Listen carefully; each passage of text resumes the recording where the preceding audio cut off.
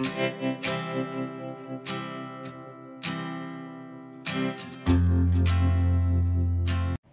Everyone, good morning, welcome back to my channel. আশা করছি সকলেই খুব ভালো আছো। আর ব্লগের শুরুতে বড়দের চরণে প্রণাম, ছোটদেরকে আমার অনেক অনেক ভালোবাসা।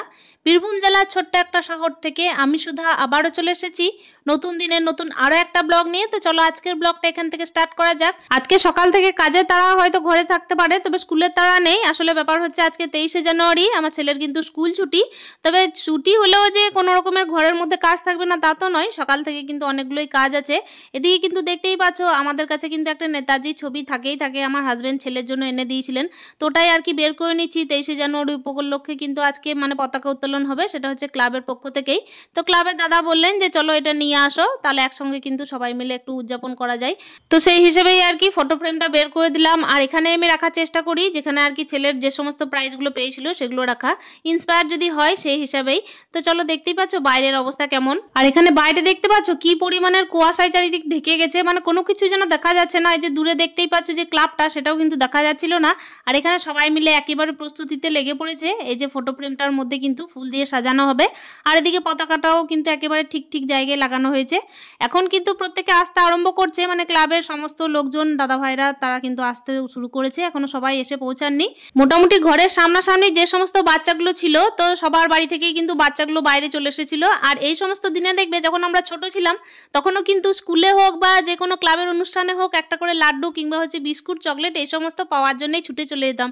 তখনকার দিনে আমাদের কাছে কিন্তু বিস্কুটটাও অনেক ভ্যালিড ছিল, তাই না বলো? এখনকার দিনের বাচ্চারা হয়তো অন্যরকম হয়ে গেছে, কিন্তু তখনকার দিনে আমরা যদি একটা করে ওই ম্যারি বিস্কুট পেতাম তাহলেই কিন্তু খুব খুশি হতাম। সকাল থেকে দেখতেই পাচ্ছ কুয়াশায় এত চারিদিক ঢেকে পড়েছে, আর আমার ছেলে কেমন ছোটাছুটি করছে, এর মধ্যে কিন্তু ঠান্ডাও লেগে যাচ্ছে। আর সব থেকে বড় ব্যাপার এই যে ট্রাক্টরটা যাচ্ছে না এই দিক দিয়ে মাটি নিয়ে যাচ্ছে, আমার কিন্তু প্রচণ্ড ভয় করছিল, বাচ্চাগুলোকে বলছিলামও। এখন কিন্তু আমার একেবারে স্নান হয়নি, তো স্নান সারতে যাবো, তো তার আগে একটুখানি দেখাশুনো করছিলাম যে বাচ্চারা কি করছে। তার সঙ্গে সবাই মিলে কিন্তু আসতে আরম্ভ করেছে, ওই জন্য একটুখানি আর কি ক্যামেরা বন্দি করা।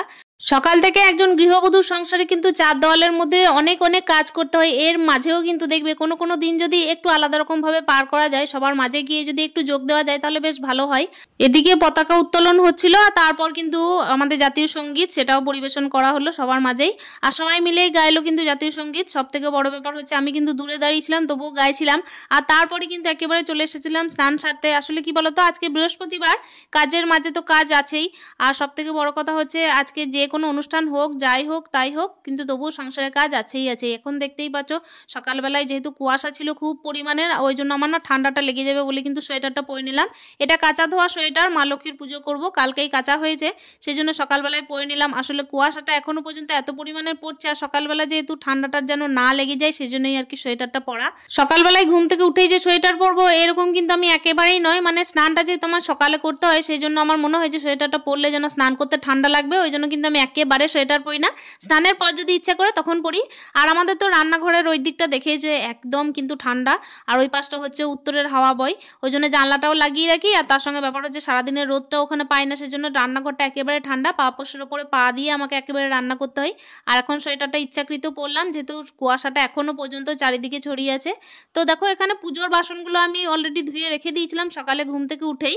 আর এখন কিন্তু একেবারে মন্দিরটাও ধুয়ে নিলাম, হচ্ছে তুলসী মন্দিরটা। আর এখানে দেখতেই পাচ্ছ যে সমস্ত বাসনগুলো আমার আর কি চানের আগে ধোয়া ছিল সেই সমস্ত বাসনগুলোতে আরও একবার জল দিয়ে ভালোভাবে নিয়ে চলে যাচ্ছি। এখন কিন্তু আমার একেবারে বাসন ধোয়াটা সব কমপ্লিট হয়ে গেল, পুজোটা গিয়ে ওখানে সেরে নেব। আর এখানে কিন্তু আমি তার আগে একেবারে ছাদে, যেহেতু আমাদের ঠাকুর ঘর দেখেছো ছাদের সিঁড়িতে, সেই জন্য কিন্তু যখন বাসনগুলো রেখেছিলাম আমার ভিজে যে সমস্ত জামা কাপড় ছিল সেগুলোকে মিলেও দিলাম। এখন কিন্তু এখানে থেকেই আমি একটা ক্যামেরা করে নিচ্ছি। আসলে কি বলতো, দেখছি যে লাড্ডু দিচ্ছে নিচে, তো এই হিসাবে কিন্তু লাড্ডুটা আমি যতক্ষণ না ক্যাপচার করছি ভালো লাগছিল না। আর বাচ্চাদেরকে না একটা করে ফুল দেওয়া করা ছিল, বড়রাও ফুল দিচ্ছিল, তো সেই হিসেবে আমার লাড্ডু দেওয়া দেখে কিন্তু ভাবলাম যে না একটা করে ক্যামেরা বন্দি না করলেই নয়। সকাল থেকে চার দেওয়ালের ঘরের ভেতরে যে কাজগুলো আছে তার ফাঁকে ফুঁকেও যে এই সমস্ত ক্যামেরাবন্দি জিনিসগুলোকে তোমাদের সাথে শেয়ার করছি, আমার বেশ ভালোই লাগছে। আসলে মনে পড়ছে যে আমিও কিন্তু হাত পেতে লাড্ডু চাইতাম, বিস্কুট চাইতাম, চকলেট চাইতাম। আর এখন দেখতেই পাচ্ছ কাপড় মিল দেশেও কিন্তু ওই একই ধান্দা। আসলে আমার যে কাজে দেরি হচ্ছে সেই দিকে কিন্তু আমার একেবারে মন নেই। তবে হ্যাঁ, মন নেই বলতে গেলে আমাকেও ভুগতে হবে। ছাদে থেকে না ক্যামেরাটা করতে বেশ মজা লাগছিল, কেন কি বাচ্চাদেরকেও দেখা যাচ্ছে, বড়দেরকেও দেখা যাচ্ছে। তো এখানে কিন্তু মোটামুটি ফুল দেওয়া হয়ে গেল, পতাকা উত্তোলনও হয়ে গেল। वंदे मातरम, वंदे मातरम। মাতরম, বন্দে মাতরম, জয় হিন্দ, জয় হিন্দ, জয় হিন্দ, জয় হিন্দ, জয় হিন্দ, জয় হিন্দ, মাতা কি জয়। এখন আমাদের পতাকা উত্তোলন অনুষ্ঠান এখানে শেষ হলো। তাহলে দেখো ছাদে কাপড় মিলতে এসে কিছুটা অন্যরকম ভাবে দিনটাকে পার করার চেষ্টা করা আর কি। মেয়েদের দেখবে এমনিতেই তো কোনো রকমের কোনো কিছু অন্য দিন পার হয় না সেইভাবে। কখনো কখনো যদি কোনো অনুষ্ঠানে নেমন্তন্ন থাকে বা হচ্ছে কোনো কিছু থাকে তো তবেই, সেক্ষেত্রে কিন্তু যখন একটু একটু দেখি অন্যদের খুশিগুলোকে তখন কিন্তু এই খুশিতেই খুশি হওয়া। আবার এদিকে যেই একটা ছুটির দিন পেয়েছি, ছুটির দিন বলতে ছেলে স্কুলে ছুটি, সেই যে দেরি হচ্ছে এখনো যে রান্না বান্না হয়নি। আবার স্কুল থাকলে দেখবে খুব চটজলদি রান্নাটা হয়ে যায়। আর তারপর থেকে ঘরের সংসারে যে সমস্ত টুকিটাকি কাজ থাকে, ঘর গোছানো, তারপর হচ্ছে ঘর ঝাড়াঝাড়ি, পরিষ্কার পরিচ্ছন্ন করা, সমস্ত কিছুই কিন্তু আস্তে আস্তে করতে থাকি। তবে কি বলতো, মাঝে মধ্যে না প্রত্যেকটা হাউস ওয়াইফকে একটুখানি মানে অন্যরকম ভাবে পার করার চেষ্টা করতে হয় নিজস্ব মানসিক শান্তির জন্যই। এখানে দেখতেই পাচ্ছ জানলাগুলো খুলে দিচ্ছি। এখনো যে কুয়াশা ঠিকঠাক ভাবে কেটেছে তা নয়, চারিদিকে কিন্তু এখনো কুয়াশাচ্ছন্নই আছে। তবে একটুখানি ওই যে মানে লাইট কালার হয়েছে আর কি, মানে কুয়াশাটা যতটা গভীরভাবে ছিল সেটা একটুখানি লাইট হয়েছে। আর এখন কিন্তু রান্নাঘরে চলে এসেছি। রান্নাঘরে কিন্তু ভাতটা নামানোর পর তোমাদের সাথে আমি শেয়ার করছি। এখন ফুলকপি কাটছি। ফুলকপিটা কাটছি আজকে যেহেতু নিরামিষের আইটেম হবে, সেহেতু ভাবলাম যে কড়াইশুঁটি দিয়ে আলু দিয়ে তারপর ফুলকপি একসাথে মিশিয়ে, এই বছর শীতে কিন্তু একদম খাওয়া হয়নি, নিরামিষ আইটেম করছি তো একটুখানি ফুলকপিটা বেশি দেবো। আলুটা যদি অতিরিক্ত দিই তাহলে ভালো লাগবে না। আজকে আবার একটু প্ল্যান আছে যে বাইরে যাব বলতে আমাদের কিন্তু বিয়ের অনুষ্ঠান আছে, সেই হিসেবে কিন্তু ভাবছিলাম যে দুটো একটা জিনিস কেনাকাটা করব, গিফট কিনবো, এই সমস্ত চিন্তা ভাবনাগুলো আসলে করছিলাম। এই হিসাবে কিন্তু একটু বাইরে যাওয়া। আর এখন দেখতেই পাচ্ছ রান্না বান্না তাড়াতাড়ি করছি। আবার এদিকে আমার ছেলের কিন্তু গান আছে, তারপর হচ্ছে টিউশন আছে, সেই হিসেবে না আমার ছেলের জন্য একটু টাইমটা আমাকে দিতে হবে। আমার মতো একা থাকা সংসারে কিন্তু কোথাও যে যেতে চাইবো ভাবলেই যে ঠিকঠাকভাবে নির্দিষ্ট টাইমে হুট করে বেরিয়ে যেতে পারবো তা কিন্তু নয়। অনেক কিছু সেরে যেতে হয়, আবার এসেও অনেক কিছু করতে হয়, এরকম চিন্তা ভাবনা থাকেই। সেই জন্যই চেষ্টা করি যে সমস্ত দিনগুলো একটুখানি আলাদাভাবে কাটানো যায় সে সুযোগ না ছাড়ার। আর এখন দেখতেই পাচ্ছ ফুলকপি কিন্তু একেবারে আমি ছাড়িয়ে নিয়েছি। আর যে সমস্ত গোড়ায় যে ফুলকপির খোসাগুলো থাকে না, সেটা আমি ছাড়িয়ে নেওয়ার চেষ্টা করি যাতে গ্যাসটা না হয়। যদিও আমার ফুলকপি খেলেই গ্যাস হয়ে যায়, আমি একেবারে ফুলকপি খুব একটা পছন্দ করি না। শীতকালে একটি মাত্র ফুলকপি খেয়েছিলাম, আর এটা যেহেতু দেশি ফুলকপি আমার মা কিনে এনেছিল, তো চেষ্টা করলাম যে আজকে রান্না করার। ফুলকপি যখন একেবারে নতুন নতুন ওঠে তখন আমি খেতে পছন্দ করি, তাছাড়া একেবারে ফুলকপিটা আমি গোটা শীতে মানে বলতে পারো স্কিপ করে যাই।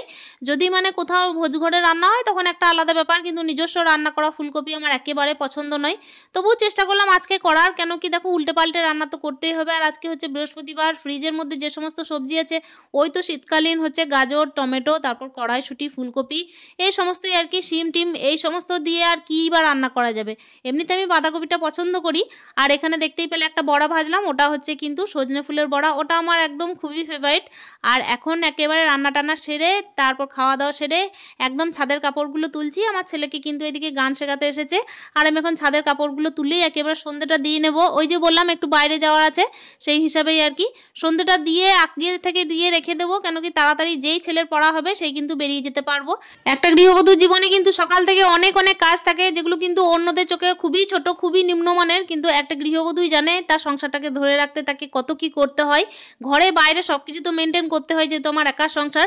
তার সঙ্গে মাঝে মাঝে কিন্তু এই যে মানসিক শান্তি, তারপর হচ্ছে পরবর্তী দিনে রিফ্রেশ থাকবে, কাজের প্রতি আরও বেশি মনোযোগ বসবে, সেই জন্য মাঝে মাঝে একটু অন্যরকমভাবে কাটানোর চেষ্টা অতি অবশ্যই সুযোগ পেলে করতে হয়। আর এখানে যে আমি এসেছি বাজারে, আমার পাশের বাড়ির এক বৌদির সঙ্গে এসেছিলাম, ওনারা আর কি ব্ল্যাঙ্কেট কিনছিলেন, ওই জন্য আমি যোগ দিলাম। বাজারে যাওয়ার প্ল্যান কিন্তু সর্বপ্রথম আমারই ছিল, তারপরও কিন্তু বৌদি দেখতেই পাচ্ছ এখানে নিজস্ব কেনাকাটা করছেন। আসলে কি বলতো, যখন না মেয়েরা একসাথে বেরোয় তখন দেখবে কেনাকাটা শেষ হয় না, আর তার সঙ্গে কিছু কিছু জিনিস যেগুলো থাকে সেগুলো সংসারের জন্যই কেনাকাটা হয়। এই ব্ল্যাঙ্কেটটা আমার খুবই পছন্দ ছিল, তার পাশেই না বাদাম ভাজা বিক্রি করছিল। এই বাদাম ভাজাটা আমার খুবই পছন্দের ছিল, মানে বৌদি বললো যে বাদাম ভাজাটা বাইরে থেকে আনা, তো সত্যিই দেখছি খুবই টেস্টি খেতে। पूछ रहे हैं फोन को ऐसे कैसे लगा रखे हैं आप, क्यों बात हो रही है। আচ্ছা। এই বাদাম ভাজাটা সচরাচর দেখবে আমরা যেরকম মেলায় কিনতে পাই, তারপর হচ্ছে যে সমস্ত জায়গায় এমনিতেও ঠোঙাই করে বিক্রি করে, সেই বাদাম ভাজা একেবারে নয়। এই বাদাম ভাজাটা আমার মনে হয় বাইরে থেকে আনানো। যে পাশের বাড়ির বৌদির সঙ্গে গেছিলাম, ওই পাশের বাড়ির বৌদি বলছিলেন যে বাদাম ভাজা এখানে কিনতে পাওয়া যায়, এই বাদামগুলো কিন্তু খুবই টেস্টি খেতে। আর সত্যি করেই দেখলাম এতটাই টেস্টি খেতে, যেগুলো কিন্তু সচরাচর যেগুলো বিক্রি করে তার থেকে একেবারেই আলাদা। চেষ্টা করব অন্য দিনেও যেন আসতে পাই। আর এখানে বাদাম ভাজা না আমি 3টে জায়গায় নিয়েছিলাম, খুবই ভালো লাগছিল খেতে, সেই জন্যই। সংসারের কাজের ফাঁকেও কিন্তু সারাদিনের পরে একটুখানি মানসিক শান্তির জন্য কখনো সখনো হয়তো ঘর থেকে একটু বেরোতেও হয়, তা না হলে দেখবে পরবর্তী দিনের জন্য রিফ্রেশ থাকা যায় না, পরবর্তী দিনের জন্য সংসারে কাজ করতে মনও বসে না। সংসারে এই যে কাজ করছি তার মানে এমন নয় যে সংসারের কাজেই বন্দি থেকে যাব, এর মাঝেও তো কিছু কিছু জিনিস থাকে যেগুলো ছোট ছোট জিনিস, ছোট ছোট খুশি, সেগুলো সবার সাথে ভাগ করে নেওয়া যেতেই পারে। তো চলো বন্ধুরা, আজকে এই যে বাদাম ভাজা খেতে খেতে না হয় আজকের ভিডিওটা এখানেই শেষ করছি। ভিডিওর এই পর্যায়ে এসে যে সমস্ত বন্ধুরা এখনো পর্যন্ত আমার সঙ্গে আছো তাদেরকে আমার অনেক অনেক ধন্যবাদ। আশা করছি আজকের ভিডিওটা তোমাদের প্রত্যেকের খুবই ভালো লেগেছে। আর নতুন দিনের নতুন আরও একটা ব্লগ নিয়ে আসবো, ততক্ষণের জন্য তোমরা প্রত্যেকে ভালো থেকো। আজকের মতো বাদাম ভাজা খেতে খেতে আজকের ব্লগটা এখানেই শেষ করছি। স্টে হ্যাপি, হ্যাপি মন, টাটা।